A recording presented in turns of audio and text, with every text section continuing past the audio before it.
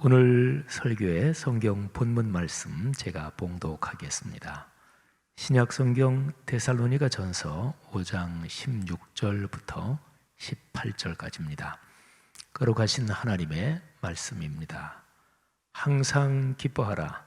쉬지 말고 기도하라. 범사에 감사하라.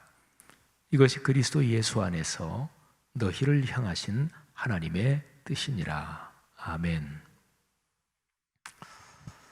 사랑하는 그리스도인 여러분, 여러분의 삶에 세 가지가 늘 넉넉하기를 바랍니다. 기쁨, 기도, 그리고 감사입니다. 오늘 설교 본문 데살로니가 전서 5장 16, 17, 18절 각 절마다 기억으로 시작되는 이 세 단어가 각각 들어있는데, 조금만 생각해 보면 이 세 단어가 그 삶에 풍성한 사람은 복이 있습니다. 예수 그리스도 안에서 구원받은 사람들이 이 복을 풍성하게 누리는 것이 하나님의 뜻입니다.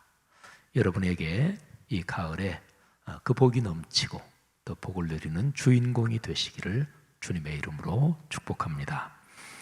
하나님께서 사람의 삶에 주시는 최종적인 복이 무엇일까요? 그러니까 하나님은 우리를 위해서 당신의 아들 독생자 예수를 보내시고 또 십자가 사건으로 우리를 구원하시고 그리고 또 인생길을 걷게 하시잖아요. 그런데 그 하나님, 삼위일체 하나님께서 우리에게 주시는 가장 최종적인 그 상태, 그 축복이 무엇일까요? 그것은 바로 거룩함입니다. 베드로후서 1장 4절에 이것이 아주 분명하게 기록되어 있습니다. 들어보시죠. 이로써 그 보배롭고 지극히 큰 약속을 우리에게 주사 이 약속으로 말미암아 너희가 정욕 때문에 세상에서 썩어질 것을 피하여 신성한 성품에 참여하는 자가 되게 하려 하셨느니라. 아멘. 그리스도인의 최종 상태는 신성한 성품에 참여하는 것입니다. 하나님의 거룩하신 그 거룩함, 하나님이 가지고 계신 그 거룩함에 참여하는 건 말입니다. 거룩함이라는 이 단어, 이 개념에는 모든 긍정 가치가 다 담겨 있습니다. 미움이 아니라 사랑, 전쟁이 아니라 평화, 증오가 아니라 용서, 배타심이 아니라 공감, 무관심이 아니라 배려, 죽음이 아니라 생명, 슬픔이 아니라 기쁨, 나약함이 아니라 용기, 미련함이 아니라 지혜, 추함이 아니라 아름다움, 파괴가 아니라 세워주는 것, 이런 것들입니다. 그 거룩함이라는 것은 사람이 살면서 경험하는 또 존재하는 모든 좋은 것들의 극한 상태가 다 한꺼번에 있는 것이 거룩합니다. 이렇게 보시면 되는 거지요.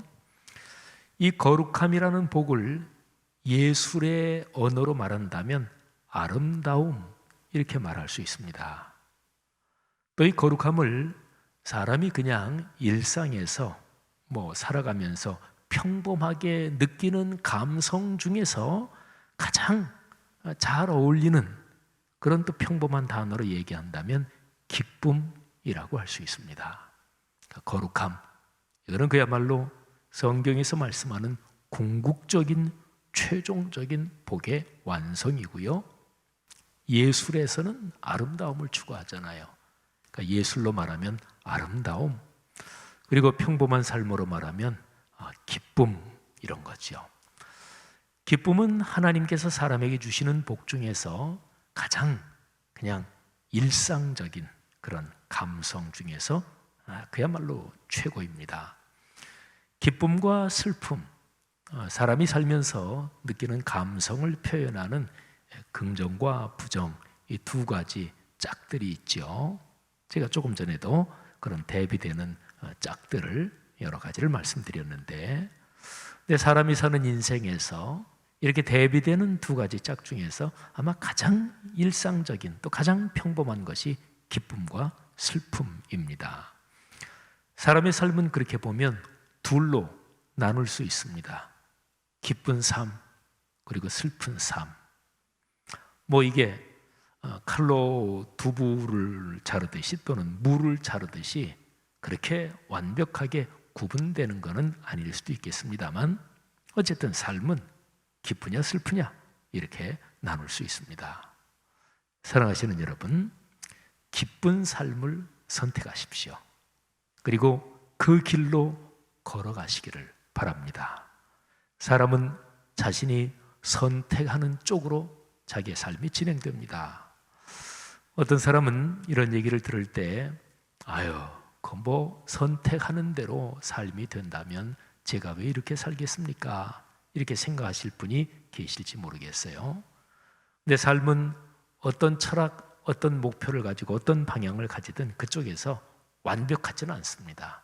그런데 하나 분명한 것은 내가 원하고 또 내가 선택하는 방향으로 삶은 움직이게 되어 있습니다. 기쁜 삶, 슬픈 삶 둘 중에서 기쁜 삶을 선택하시고 그리로 걸어가시는 그런 결단과 축복이 있기를 주의 이름으로 축원합니다. 시편 30편에서 기쁨에 관한 가르침을 한번 묵상해 보십시다. 이 멋진 시편은 다윗이 썼습니다. 이 시편을 세 문단, 세 덩어리로 나눌 수가 있습니다. 자, 첫 번째 문단입니다. 다윗이 고통 중에서 주님께 부르짖습니다. 그리고 주님은 그를 고치시고 구원하십니다. 그리고 이 때문에 이 시인은 기쁨을 만끽합니다. 이게 첫 번째 문단 1절부터 5절의 내용입니다. 들어보시죠. 여호와여, 내가 주를 높일 것은 주께서 나를 끌어내사. 그러니까 어렵고 힘든 그런 고통 또는 어려움 중에서 끌어내셨다는 얘기죠.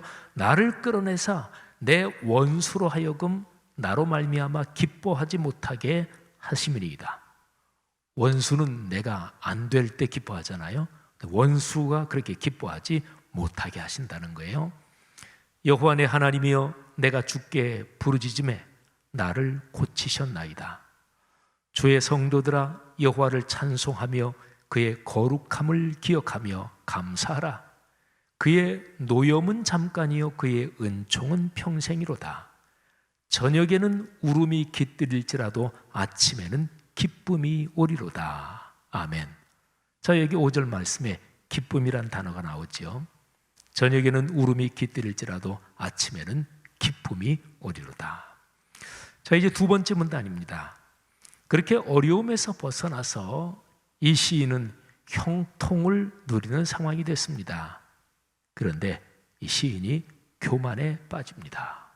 그러니까 어려울 때 주님께 구해달라고 간절히 부르짖고 그러더니 막상 형통한 상황이 되니까 교만에 빠져요. 그때 주님께서 얼굴을 가리십니다. 주님은 교만한 자를 내치십니다. 그래서 시인은 다시 어려움에 빠져 근심하고 슬퍼하지요. 그리고 시인은 자기가 교만했음을 깨닫고 회개하며 다시 주님께 부르짖습니다. 자, 이 두 번째 문단이 6절부터 10절까지입니다. 보실까요? 내가 형통할 때 말하기를 영원히 흔들리지 아니하리라 하였도다. 형통할 때 자만한 거지요. 나는 영원히 흔들리지 않는다. 여호와여, 주의 은혜로 나를 산같이 굳게 세우셨더니 주의 얼굴을 가리심에 내가 근심하였나이다. 여호와여, 내가 주께 부르짖고 여호와께 간구하기를 내가 무덤에 내려갈 때에 나의 피가 무슨 유익이 있으리요? 진토가 어떻게 주를 찬송하며 주의 진리를 선포하리이까? 여호와여, 들으시고 내게 은혜를 베푸소서. 여호와여, 나를 돕는 자가 되소서 하였나이다. 아멘. 자, 시인이 교만에 빠졌다가 다시 회개하고 부르짖는 게 두 번째 문단인데, 이제 마지막 문단에서 주님께서 시인의 회개를 받으시고 그리고서 다시 시인이 회복됩니다. 그래서 이 시인의 슬픔이 변하여 춤이 되게 하십니다. 시인은 하나님께 찬송을 올리며 영원히 감사하며 살겠습니다. 그렇게 결단하고 고백합니다. 자, 세 번째 문단 내용 들어보십시오. 주께서 나의 슬픔이 변하여 내게 춤이 되게 하시며 나의 베옷을 벗기고 기쁨으로 띠띠우셨나이다. 여기 기쁨이란 단어가 나오죠. 기쁨으로 띠띠우셨나이다. 이는 잠잠하지 아니하고 내 영광으로 주를 찬송하게 하심이니 여호와 나의 하나님이여 내가 주께 영원히 감사하리이다. 아멘. 여러분, 우리 아버지이신 하나님께서 우리의 슬픔이 변하여 춤이 되게 하시며 기쁨에 겨워 살게 하십니다. 제가 여러 해 전에 바로 이 시편 30편을 묵상하다가 11절에 나오는 표현 슬픔이 변하여 춤이 되게, 이 표현에 깊이 감동을 받고 제가 글씨를 써봤던 것이 있습니다. 한번 보실까요? 예, 슬픔이 변하여 춤이 되게. 슬픔은 슬자가 아주 슬퍼 보이죠, 그죠? 그리고 춤은 아주 굉장히 기뻐 보입니다. 사랑하신 여러분, 하나님께서 여러분에게 슬픔 또는 근심을 극복하고 기쁨이 가득한 행복한 삶을 주시기를 주 이름으로 축복합니다. 이거는 사모해야 그쪽으로 가요. 내가 그렇게 되고 싶다 하고 간절히 마음의 소원을 가져야 돼요. 보세요. 기독교의 핵심을 복음이라고 하잖아요. 근데 복음이 무엇일까요? 가장 간단하게 말하면 예수 그리스도 그분 자체가 복음이십니다. 예수님이 태어날 때 천사가 목자들에게 예수의 탄생 소식을 알리면서 한 말이 누가복음 2장 10절에 기록이 되어 있어요. 근데 바로 이 9절에 복음의 핵심을 설명하는 표현이 있습니다. 천사가 그렇게 말하지요. 온 백성에게 미칠 큰 기쁨의 소식, 그러니까 모든 민족에게 전해지는 큰 기쁨의 좋은 소식을 너희에게 전하노라. 그러니까 복음이라는 것은 피조세계 전체의 복된 소식이고 기쁜 소식입니다. 세상을 죽음에서 구원하실 구세주가 오셨습니다. 세상을 구원하실 구세주, 왕 중에 왕이 오셨으니까 새로운 나라가 시작된 거지요.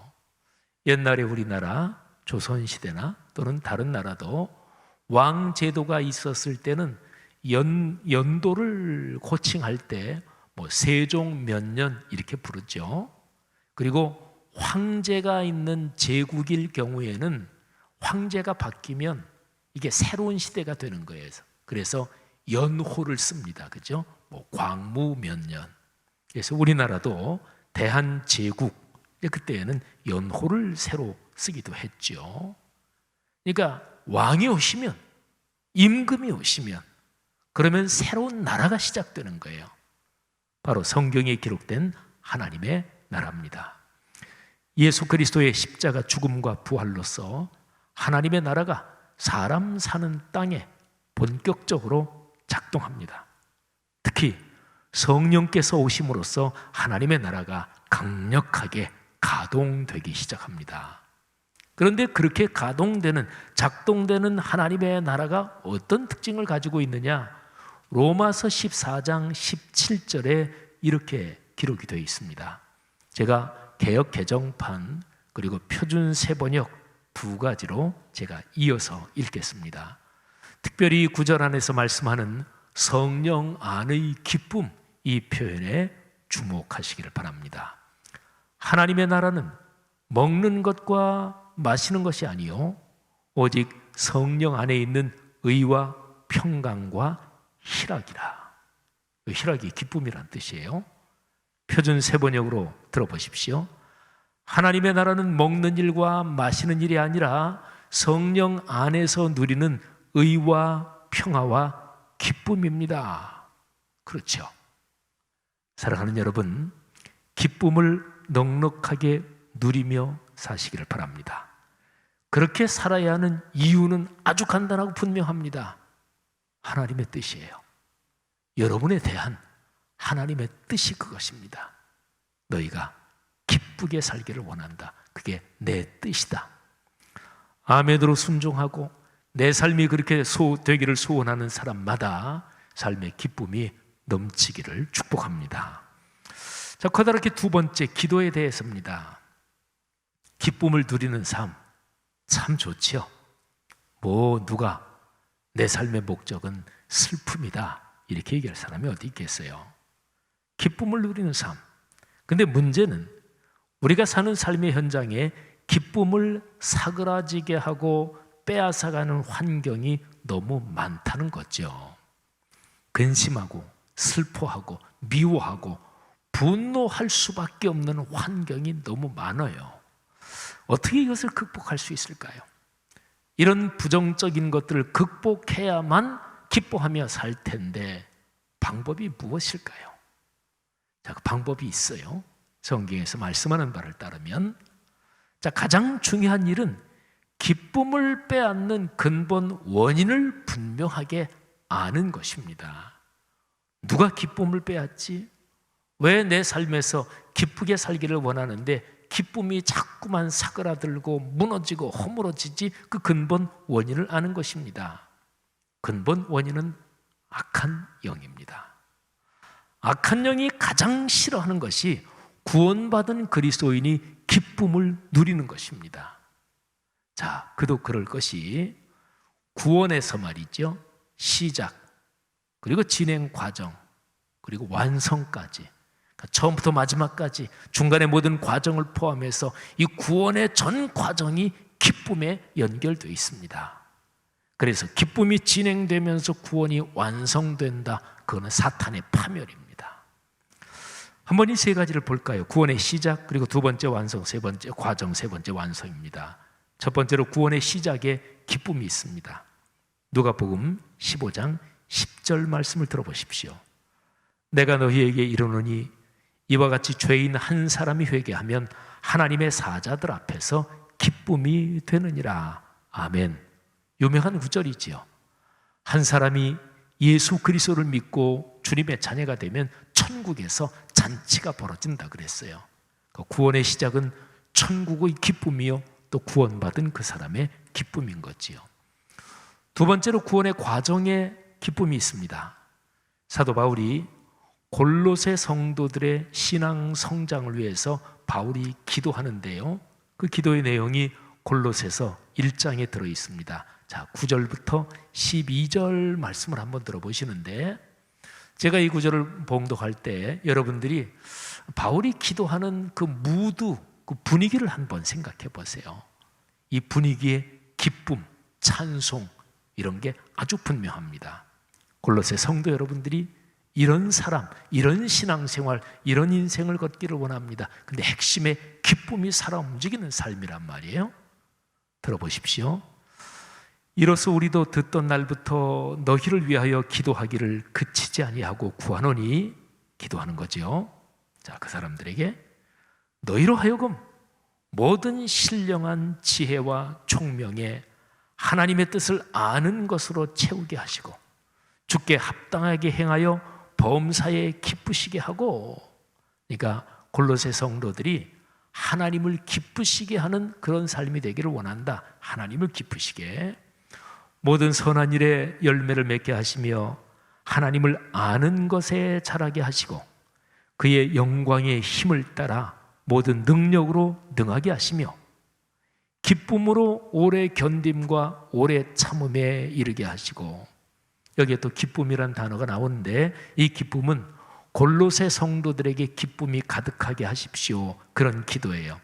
아까 말씀드린 기쁨은 골로새 성도들이 주님께 합당하게 생활함으로써 범사에 하나님을 기쁘시게 하고, 그리고 하나님께서 골로새 성도들에게 큰 기쁨을 주셔서 자, 견디고 오래 참고. 근데 이 구절, 이 맥락이 참 귀합니다. 여러분, 견디는 것도, 견딜 때도 기쁨이 있는 거예요. 오래 참을 때 그때도 기쁨이 계속 유지되는 거예요. 기쁨이 얼마나 크냐에 따라서 얼만큼 견디고 얼만큼 참느냐, 이게 같이 거기에 연결되어 있는 거예요. 그래서 그렇게 표현한 거죠. 기쁨으로 오래 견딤과 오래 참음에 이르게 하시고 우리로 하여금 빛 가운데서 성도의 기업의 부분을 얻기에 합당하게 하신 아버지께 감사하게 하시기를 원하노라. 아멘. 사랑하신 여러분, 사도 바울이 골로새에 있는 성도들을 위해서 기도한 이 기도가 여러분과 저 우리의 삶을 위한 기도인 줄 믿으시기를 바랍니다.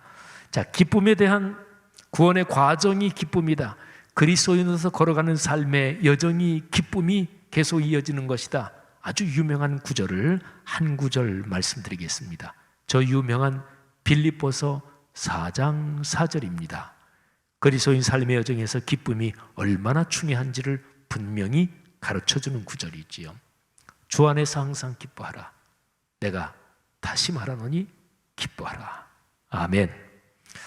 세 번째로 구원의 완성은 마치 추수 때에 기쁨으로 단을 거두는 것과 같습니다. 신약 성경에 추수라는 말이 나올 때 그거는 예수 그리스도께서 재림하실 때 말하자면 모든 삶의 종말 그리고 완성을 뜻하는 바가 많죠. 구약 성경에도 역시 마찬가지입니다. 구약 성경 시편 126편 5절 6절 또 아주 유명한 구절이지요. 눈물을 흘리며 씨를 뿌리는 자는 기쁨으로 거두리로다. 울며 씨를 뿌리러 나가는 자는 반드시 기쁨으로 그 곡식단을 가지고 돌아오리로다. 아멘.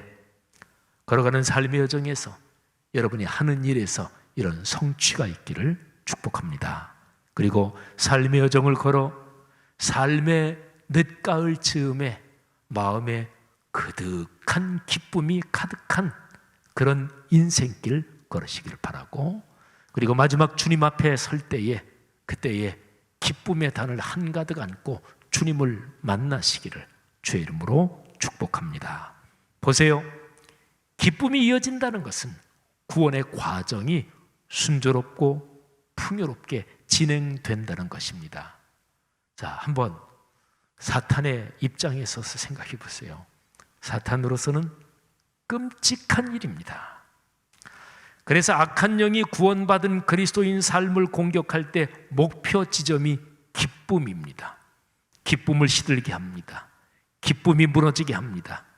그런데 사탄이 그리스도인의 기쁨을 무너지게 하는 방법은 예상외로 아주 간단합니다. 욕심, 비교의식, 그리고 교만, 이런 것들이 들어가면 기쁨은 사그라듭니다. 그리고 흔들리고 무너집니다. 남을 시기하지요. 미워하지요. 그래서 마음에 분노와 이 교만을 자꾸만 부추깁니다. 예수 그리스도를 바라보지 못하게 합니다. 그러면 기쁨은 무너집니다. 여러분, 제가 데살로니가전서 5장 16, 17, 18절을 지금 설명드리고 있잖아요. 16절은 항상 기뻐하라. 근데 제가 지금 기도에 대한 얘기를 설명하고 있어요. 기쁨이 무너지는 이유는 악한 영 때문이다. 그 얘기를 계속 지금 설명드리는 것이고, 구원의 시작과 과정과 그리고 구원의 완성이 전부 다 기쁨과 연관이 있고, 그래서 사탄은 어떻게 해서든지 이 기쁨을 막고 그리고 기쁨을 허물어뜨려야 되는 거예요. 자, 여기가 바로 기도해야 되는 이유가 있는 지점입니다. 기도가 뭐예요? 주님을 바라보는 거지요. 주님을 만나는 거지요. 주님을 바라보고 주님을 만나고 주님의 손 붙잡고 주님과 동행할 때 악한 영의 유혹과 공격을 물리칠 수 있습니다. 그러니까 기도함으로써 기쁨의 성을 지킬 수가 있는 거예요. 주님을 바라보고 주님 품에 있으면 기쁨을 누립니다. 그런데 주님에서 다른 곳으로 시선을 돌리고 주님의 품을 떠나고 주님 잡은 그 손 놓고 그럴 때 슬픔과 근심과 분노가 우리를 사로잡습니다. 성도 여러분, 기도에 힘쓰시기를 바랍니다. 정해놓고 하는 기도, 그리고 내가 늘 생활하면서 어떤 일 하든 또는 뭐 어떤 상황이든 주님을 생각하는 거예요. 그 자체가 기도지요. 주님, 지금 이 상황 이렇게 되기를 원합니다. 주님, 저를 도와주십시오. 쉬지 말고 기도하라는 것은 말하자면 늘 주님을 생각하며 24시간 주님과 동행한다는 그런 얘기지요. 기도에 힘써서 기쁨의 성을 지키십시오. 그 성에서 기쁨을 누리십시오. 성령의 열매에, 갈라디아서 5장에 있는 그 성령의 열매에 기쁨이 들어가 있죠. 사랑과 희락과 화평, 그 희락이 바로 기쁨이잖아요. 성령으로 충만하시기를 축복합니다. 기도하는 것이 여러분에 대한 하나님의 뜻입니다. 자, 마지막으로 18절 감사에 대한 것입니다.